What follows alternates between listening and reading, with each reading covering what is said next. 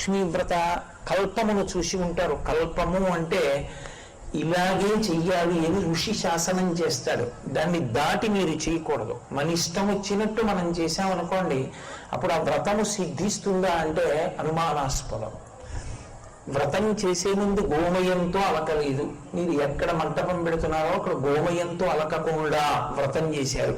ఇప్పుడు వ్రతం సిద్ధిస్తుందా అని నన్ను అడిగారు అనుకోండి, నేనేం చెప్తానంటే అనుమానం అమ్మా అని చెప్తాను. ఎందుచేత భూమికి శుద్ధి ఏది? అక్కడ మీరు పరదేవతని ఆవాహన చేసి వ్రత సిద్ధి పొందాలి అంటే ఆవిడ కూర్చోడానికి యోగ్యత ఉండాలా? ఆ యోగ్యత ఉంటే కదా ఆవిడొచ్చి కూర్చోవడం. అలా కూర్చోవాలి అంటే ఆ భూమి శుద్ధి పొందాలి. భూమి శుద్ధి పొందాలి అంటే ఒక్కటే కారణానికి శుద్ధి పొందుతుంది, గోమయం చేత అలకాలి. ఆ గోమయం చేత అలకకుండా చేశారనుకోండి, అక్కడ వచ్చి లక్ష్మీదేవి కూర్చుంటుందా అంటే చెప్పడం కష్టం. అందుకే ఋషి ఎప్పుడు చెప్పినా కల్పంలో కథ ఉంటుంది. కథనందు మీరు ఎలా చేయాలో చెప్తారు. వరలక్ష్మీ వ్రతం చేసేటటువంటి వారు ముందు రోజు వరలక్ష్మీ వ్రతం కథ చదవాలి. ఆ రోజు చదువుతానండి అంటే అయ్యయ్యో ఇలా చేయకుండా ఉంటే బాగుండేదనడానికి పనికి వస్తుంది. ముందు రోజు వ్రత కథ చదివితే ఓ ఇలా చెయ్యాలన్నమాట అని తెలుస్తుంది. కలశ పెట్టారు, పంచపల్లవాలు లేవు అందులో, ఇంకేం కలశ? గోమయంతో శుద్ధి లేదు, తండులములను సమర్పించడానికి బియ్యం చల్లి నూతన వస్త్రం మీద మంటపం వేయలేదు, అన్ని దోషాలే. ఈశ్వరానుగ్రహం ఉంటే దోషాలన్నీ తొలగుతాయి, అది వేరు మాట.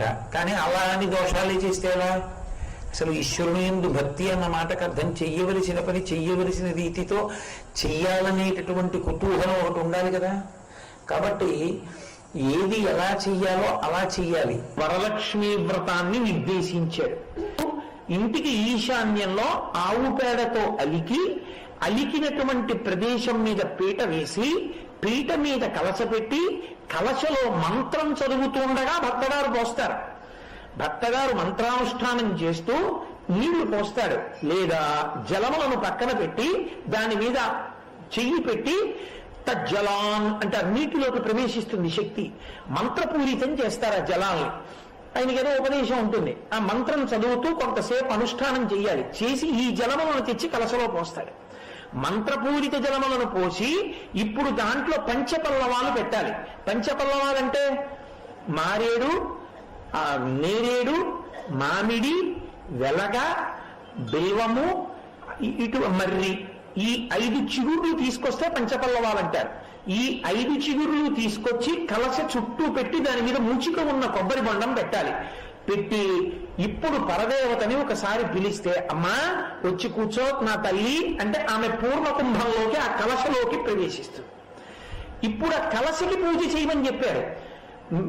ఉందా లేదా చూడకుండా బంగారపు రూపులు తెచ్చుకోమని భవిష్యోత్తర పురాణమునందు లేదు.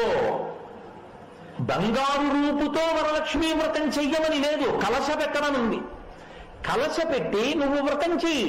నీ భర్తకి ఐశ్వర్యం ఉంది, ఓ గొలుసు పట్టుకొచ్చిస్తారు, వేసుకోవాలి. ఆ గొలుసు తీసుకొచ్చి అక్కడ పెట్టి ఆ రోజున పూజ చేసి తత్ప్రసాదంగా మెళ్ళో వేసుకో. ఉంటే వడ్డానం చేయిస్తాడు. నీకు తప్పెవరికి ఇస్తాడు? ఆయనకి లేదు. మంత్రజలాలను తీసుకొచ్చి కలశలో పోసాడు. సంతోషంగా ఆయన కాళ్ళకి నమస్కారం పెట్టి వ్రతం చేసుకో. లక్ష్మి నిన్ను అనుగ్రహిస్తుంది. నువ్వు ప్రదక్షిణం చేయడానికి వీలుగా కలశ పెట్టాలి. గోడ పక్కన తీసుకెళ్లి పెట్టేస్తే ఎలా చేస్తావు ప్రదక్షిణం? గది మధ్యలోకి పెట్టి ఈశాన్యం దగ్గర చిట్ట చివర 3 పర్యాయాలు ప్రదక్షిణం చెయ్యాలి. వాళ్ళకి పాదాభరణములు, శరీరములకు ఇతరాభరణములు అమరాయి అన్నారు. అంటే కాళికా పురాణాన్ని అనుసరించి పతిభక్తిరత అయినటువంటి తల్లికి, ఆ స్త్రీకి సర్వకాలములయందు భర్త పొంగిపోతాడంటే అతని దృష్టిలో, అతని హృదయంలో ఆమె పట్టాభిషేకాన్ని పొందుతుంది. ఇంకా ఆడదానికి అంతకన్నా మర్యాద లేదు లోకంలో. అంత అనుకూల దాంపత్యం, అంత మంచి సంతానం, అంత సంపద, ఇవన్నీ వస్తాయి. కాబట్టి ఆమె యందు ఆ గుణము వృద్ధి అయింది. ఆమె ఎంత వృద్ధిని పొందిందో ఆ ఇల్లంతా వృద్ధి పొందింది. మిగిలిన వాళ్ళందరూ కూడా అంతే వృద్ధిని పొందారు. ఇది చారుమతి వృత్తాంతం. ఇందులో 9 గ్రంథులు కలిగిన తోరాన్ని కట్టుకున్నారు. కంకణం వేరు, తోరం వేరు.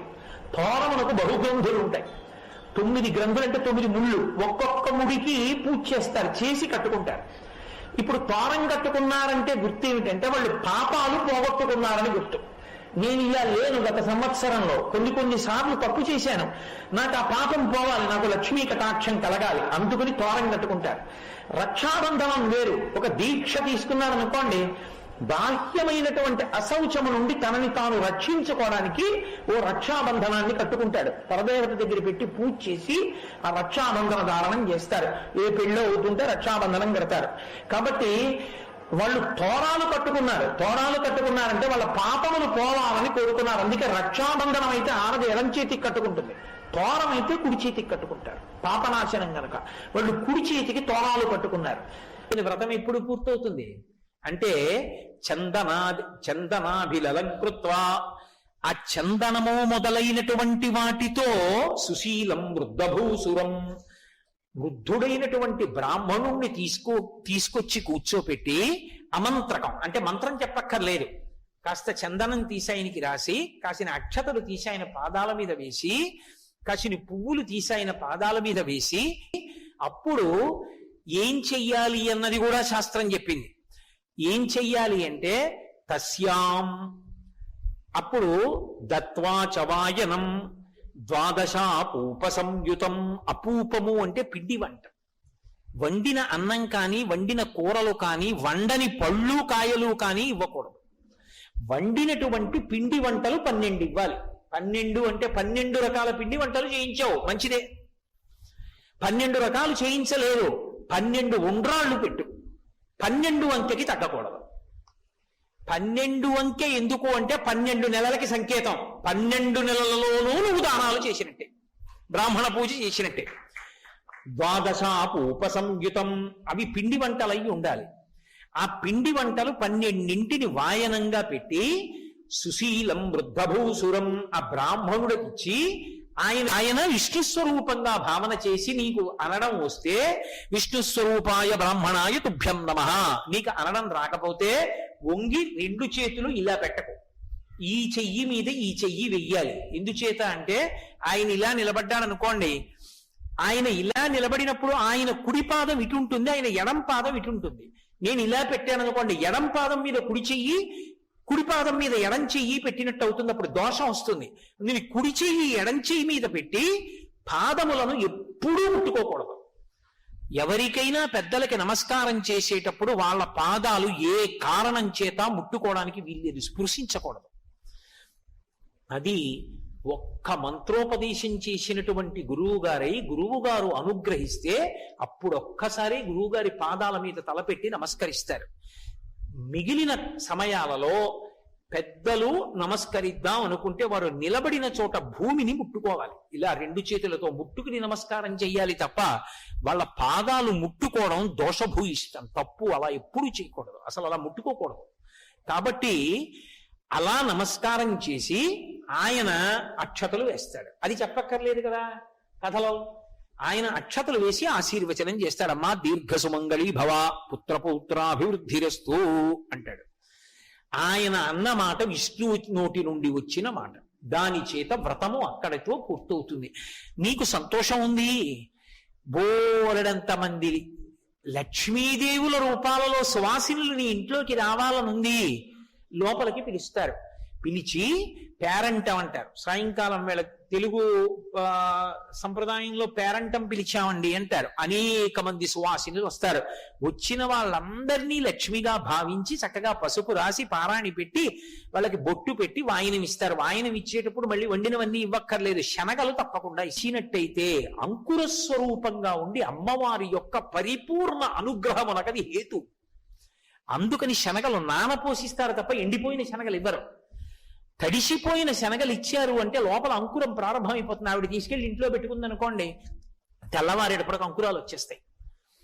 అలా అంకురం వచ్చిన శనగలు వెళ్ళాయి అంటే, స్త్రీ పుచ్చుకుంది సువాసిని అంటే సాక్షాత్తు లక్ష్మి పుచ్చుకుందంటే అపారమైన ఐశ్వర్యమునకు అది హేతు. కాబట్టి శ్రావణమాసం అంతా లక్ష్మీతత్వం విశేషంగా ప్రకాశిస్తుంది. చిన్న చిన్న పనుల చేత లక్ష్మీదేవి యొక్క అనుగ్రహము పరిపూర్ణముగా కలిగేటటువంటి కాలం. కాబట్టి శనగలు తీసుకొచ్చి ఏదో అరటిపళ్ళు, తమలపాకులు, పోక చెక్కలు ఇవన్నీ పెట్టి, ఒక్కలు పెట్టి తాంబూలంతో కలిపి వచ్చినటువంటి ఆ సువాసినులందరికీ ఇస్తారు. ఇల్లంతా మంచి శోభస్కరంగా ఆ రోజంతా కూడా లక్ష్మీప్రదంగా గడుస్తుంది. ఇది వరలక్ష్మీ వ్రతము యొక్క కల్పము అని లక్ష్మీదేవి చెప్పిందని పార్వతీదేవికి పరమేశ్వరుడు చెప్తే, శౌనకాది మహర్షులకు సూతుడు చెప్తే, వ్రతం చేసేటప్పుడు బ్రహ్మస్థానంలో ఉన్న బ్రాహ్మణుడు చెప్తే, వచ్చే ఏడాది బాగా చేసుకోవడానికి మీకు నేను చెప్పాను. కాబట్టి వ్రతాన్ని చేసేటప్పుడు ఎప్పుడూ కూడా ముందుగా అధ్యవసాయ బుద్ధితో పరిశీలనం చేసి పరమ సంతోషంతో ప్రహృష్టమైనటువంటి హృదయంతో చేసుకోవాలి. వారు వీరు చెప్పిన మాట కాదు, సాక్షాత్తు శంకరుడు చెప్పాడు ఇంత గొప్ప వ్రతం పార్వతీ అని.